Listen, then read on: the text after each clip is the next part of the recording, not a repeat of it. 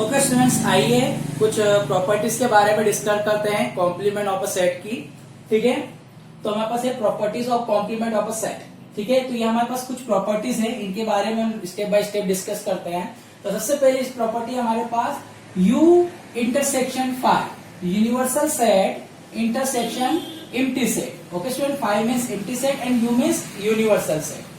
तो universal set and five, इन दोनों का अगर हम इंटरसेक्शन करेंगे तो हमें फाइव मिलेगा, मतलब एम्प्टी सेट ही मिलेगा। तो ऑब्वियस सी बात है, मिलेगा ही मिलेगा। एग्जांपल के समझिए हमारे U एक यूनिवर्सल सेट, ओके, और फाइव तो एम्प्टी सेट होता ही है, मतलब उसमें एलिमेंट नहीं होते हैं। तो अगर आप इन दोनों का इंटरसेक्शन करेंगे, इंटरसेक्शन मीन्स केवल कॉमन एलिमेंट के बारे में डिस्कस कर रहे हैं कि अगर हम दो सेट का इंटरसेक्शन निकालेंगे तो आपको कॉमन एलिमेंट जो होंगे वही मिलेंगे। तो अब यहाँ देखिए, इन दोनों में आपको कोई कॉमन मिल रहा है क्या? नहीं, इसमें तो कोई एलिमेंट है ही नहीं, तो मतलब कॉमन ही कुछ नहीं आ रहा है। तो कॉमन कुछ नहीं आ रहा है मतलब अगर आप इनका इंटरसेक्शन निकालोगे तो आपको एक एम्प्टी सेट ही मिलेगा। कुछ कॉमन नहीं आ रहा है ना। U यूनियन फाइव करोगे अगर आप, सॉरी इंटरसेक्शन फाइव करोगे आप, इन दोनों में कॉमन निकालने की बात कर रहे हो, तो कॉमन तो कुछ निकल नहीं रहा है, मतलब ये खाली का खाली रह जाएगा, कॉमन कुछ आया ही नहीं, तो यह हो जाएगा आपका फाइव। तो ये जो इंटरसेक्शन होता है इन दोनों का, वो हमेशा एम्प्टी सेट होता है। ओके स्टूडेंट, आइए सेकंड प्रॉपर्टी को समझते हैं। सेकंड प्रॉपर्टी में क्या बोला गया? Universal set U union empty set five is equal to universal set U। Okay student, मतलब U और फाइव का अगर आप यूनियन करेंगे तो आपको यूनिवर्सल सेट U ही मिलेगा। ऑब्वियस सी बात है, क्यों मिलेगा? देखिए, यूनियन की बात हो रही है, इसकी बात हो रही है यूनियन की। तो यूनियन का मतलब क्या होता है? सारे एलिमेंट्स को कलेक्ट कर लेना, दोनों सेट्स में जो भी एलिमेंट उन सभी को कलेक्ट कर लेना, और जो एलिमेंट रिपीट हो रहा है उसको वन टाइम ही लिखना। तो हमारे पास कलेक्ट करना है, तो इसमें तो कुछ है ही नहीं, तो कलेक्ट करोगे तो केवल और केवल इसके एलिमेंट आपको मिलेंगे। तो कलेक्शन में आप अगर यूनियन करने जाओगे तो आपको केवल यही एलिमेंट मिलेंगे। इसका मतलब आपको वापस 1 2 3 4 5 6 एंड 7 यही मिलेगा, क्योंकि इसमें तो कोई एलिमेंट है ही नहीं जिसको आप यहाँ रखो। ओके, और ये हमारा फिर से क्या है? U ही है। तो आप बोल सकते हो कि अगर आप universal set union empty set करोगे तो आपको यूनिवर्सल सेट ही मिलेगा। U यूनियन फाइव करोगे तो आपको U ही मिलेगा। ओके, अब थर्ड को समझते हैं। थर्ड है हमारे पास A intersection A complement. Okay student, तो सबसे पहले A सेट को हम सपोज करते हैं। मान लीजिए हमारे पास सेट A है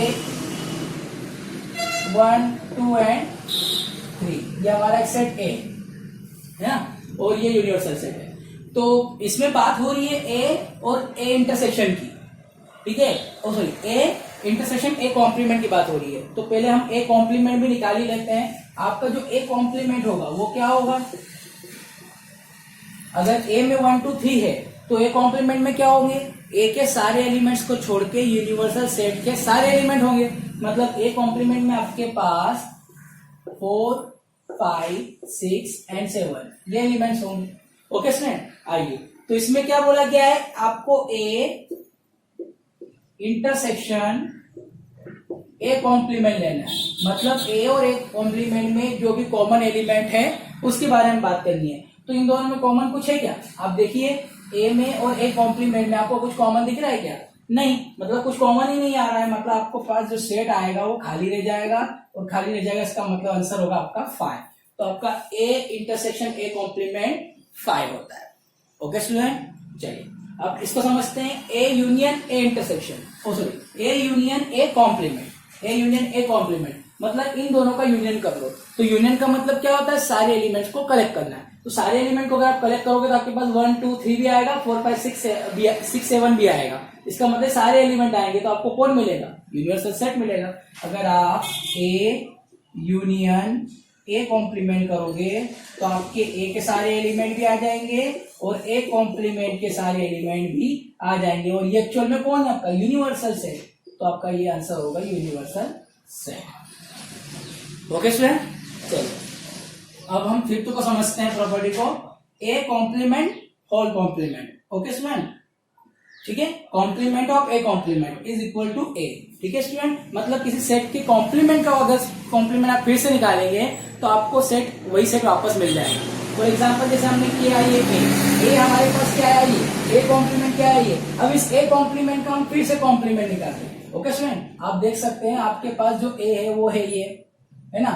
A कॉम्प्लीमेंट आपके पास क्या है? दिस ठीक है, अब ए कॉम्प्लीमेंट का अगर मैं फिर से कॉम्प्लीमेंट निकालू तो आप बताइए, एक कॉम्प्लीमेंट का मतलब क्या होता है, उस सेट में जो भी है उनको छोड़ दो और उसके अलावा यूनिवर्सल सेट के सारे ले लो। जैसे हमने ए का कॉम्प्लीमेंट निकाला तो ए के एलिमेंट को छोड़ के यू के सारे एलिमेंट रख दिए। अब हम अगर इसका कॉम्प्लीमेंट निकालेंगे मतलब इसके एलिमेंट को छोड़ के यू के सारे एलिमेंट रखेंगे, तो इनको छोड़ के अगर आप निकालोगे वापस तो 4 5 6 7 छूट जाएंगे, तो बचेंगे कौन 1 2 3, और 1 2 3 क्या होता है आपका ए। तो A complement complement, okay student, complement of A complement is A. ठीक है, मतलब इस सेट का कॉम्प्लीमेंट निकालोगे और उसका फिर से कॉम्प्लीमेंट निकालोगे तो आपको वो सेट वापस मिल जाएगा। स्टूडेंट समझ में आ गया होगा आपको ये। चलिए अब ये डिमॉर्गन्स लॉ है, इसके बारे में डिस्कस करते हैं। डिमॉर्गन्स लॉ क्या होता है, इसे हम एक एग्जांपल से प्रूव भी कर लेंगे। ओके, इतना नोट डाउन कर लीजिए, डिमॉर्गन्स लॉ को भी समझते हैं। ठीक है, ओके स्टूडेंट्स, आइए अब हम डिमॉर्गन्स लॉ को समझते हैं। डिमॉर्गन्स लॉ क्या बोलता है, डिमॉर्गन्स एक मैथमेटिशियन थे, उन्होंने ये 2 लॉ दिए थे। ओके स्टूडेंट, इनके अकॉर्डिंग जो होता है A union B whole complement is equal to A complement intersection B complement, and A intersection B whole complement is equal to A complement union B complement होता है। Okay student, आइए मैं आपको ये जो स्टेटमेंट जो इन्होंने दिया है ये प्रूव करके बताता हूँ कि ये जो होता है हमेशा ट्रू होता है। ओके, चलिए समझते हैं इसको। जैसे हमने मान लीजिए हमारा कि U यूनिवर्सल सेट है, ओके, और हमने एक सेट लिया है A हो गया हमारा 1 2 एंड 3। आप एक ही जगह कोई से भी एलिमेंट ले सकते हैं, कोई प्रॉब्लम नहीं, बट इसके एलिमेंट लेना है आपको क्योंकि यू आपने एक यूनिवर्सल सेट ले रखा है। ओके स्टूडेंट, और तो आपका ए कॉम्प्लीमेंट क्या होगा, अगर ए आपका 1 2 3 है तो ए कॉम्प्लीमेंट आपका क्या होगा, ए कॉम्प्लीमेंट आपका 4 5 6 एंड 7 यही होगा। ओके, चलिए बी ले लेते हैं एक सेट। बी क्या ले लें, जो अच्छा लगे आप वो ले सकते हैं, कोई प्रॉब्लम नहीं है आपके अकॉर्डिंग, बट यूनिवर्सल सेट की एलिमेंट लेना। ठीक है, तो U2 लिया आपने, 3 ले लो, 4 और 5 ले लो। ठीक है, ये ले लीजिए 2 3 4 5, ये आपका B है। तो आपका B कॉम्प्लीमेंट क्या आएगा, B कॉम्प्लीमेंट आएगा आपका 1 2 3 4 5 तो आना नहीं है, 6 एंड 7। ओके स्टूडेंट, तो ये हो गया आपका B कॉम्प्लीमेंट। अब आइए इस स्टेटमेंट को देखते हैं क्या ये ट्रू है या नहीं। ओके, तो सबसे पहले हम फर्स्ट को देख रहे हैं, ए को, जिसकी हम LHS लेते हैं। ओके स्टूडेंट, इसकी हम LHS लेते हैं। LHS क्या है हमारे पास, A union B whole complement. Okay, तो सबसे पहले बात करते हैं A यूनियन B की। ओके स्टूडेंट, तो A यूनियन B क्या होगा, A यूनियन B का मतलब क्या है, A और B के सारे एलिमेंट्स को कलेक्ट करना। तो A यूनियन B का मतलब है आपका A और B के सारे एलिमेंट्स को कलेक्ट करो और फिर इसका कॉम्प्लीमेंट निकालो। तो ए और बी को कलेक्ट करोगे अगर आप तो आपको क्या मिलेगा, 1 2 3 मिलेगा, 2 3 तो हो गया हमारा, 4 5 मिलेगा। ठीक है स्टूडेंट, अब इसका हम कॉम्प्लीमेंट निकाले तो कॉम्प्लीमेंट में क्या मिलेगा आपको, कॉम्प्लीमेंट में हम इन एलिमेंट्स को छोड़ देते हैं, जिस भी सेट का हमें कॉम्प्लीमेंट निकालना होता है उस सेट के एलिमेंट को छोड़ के यूनिवर्सल के सारे ले लेते हैं।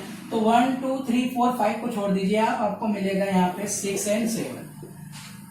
ये हो गया इसका LHS। ओके स्टूडेंट, LHS की वैल्यू क्या आ गई, LHS हमारा जो सेट आ रहा है उसमें एलिमेंट कौन कौन से हमारे पास, 6 एंड 7। ओके, अब हम बात करते हैं RHS के बारे में।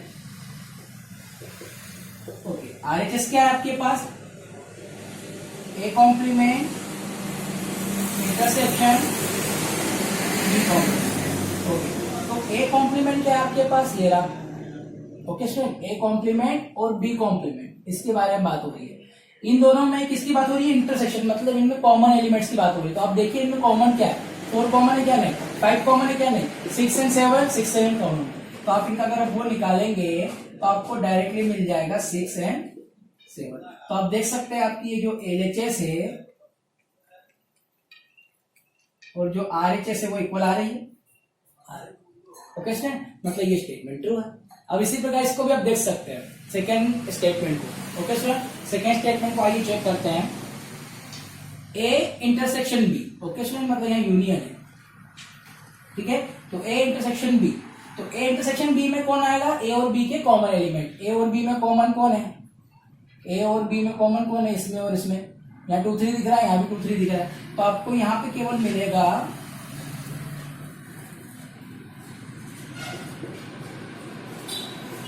2 3।